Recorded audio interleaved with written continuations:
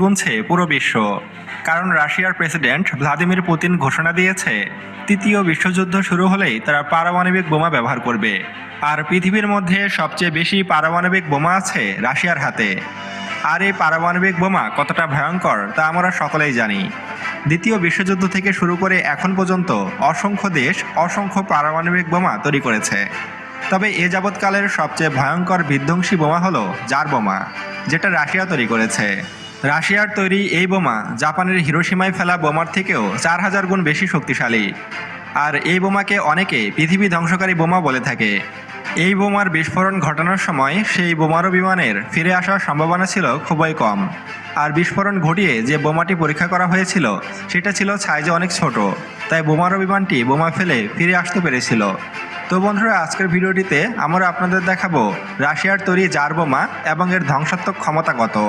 পৃথিবী ধ্বংসকারী এই জার বোমা সম্পর্কে বিস্তারিত জানতে ভিডিওটি না টেনে একদম শেষ পর্যন্ত দেখতে থাকুন। তো চলুন শুরু করা যাক। পশ্চিমা বিশ্বে রাশিয়ার তৈরি এই বোমাটির নাম দেওয়া হয়েছে জার বোমা। রাশিয়ান সম্রাটের পদবী জার থেকে এই বোমার নাম রাখা হয়েছে জার বোমা। এই বোমার প্রকৃত নাম সোভিয়েট RDS-220 হাইড্রোজেন বোম। এই বোমাটি পরীক্ষার সময় নির্গত হয় 58 মেগাটন TRTর সমান বিস্ফোরক। বিস্ফোরণ পরবর্তী সময়ে মাশরুম আকৃতির বিরাট মেঘমালা 160 কিলোমিটার দূর থেকেও দৃশ্যমান হয়েছিল। এছাড়াও 56 কিলোমিটার উঁচু স্থান থেকেও স্পষ্ট দেখা যাচ্ছিল এই মেঘমেলা। প্রকৃত পরীক্ষার জন্য বোমাটিকে অনেক ছোট করে তৈরি করা হয়েছিল। তারপরও এর ক্ষমতা ছিল জাপানের হিরোশিমা ও নাগাসাকিতে ফেলা বোমার চেয়েও 15 গুণ বেশি। পরীক্ষার সময় বোমাটিকে মাঝ আকাশে বিস্ফোরিত করা হয় যেন ক্ষয়ক্ষতি কম হয়। এটি মূলত 3 স্তর বিশিষ্ট হাইড্রোজেন বোমা, অর্থাৎ 3টি ধাপে এই বোমাটির বিস্ফোরণ ঘটে। এ জার বোমার পরীক্ষার সময় পুরো পৃথিবীতে 5.3 মাত্রার ভূমিকম্প সৃষ্টি হয়।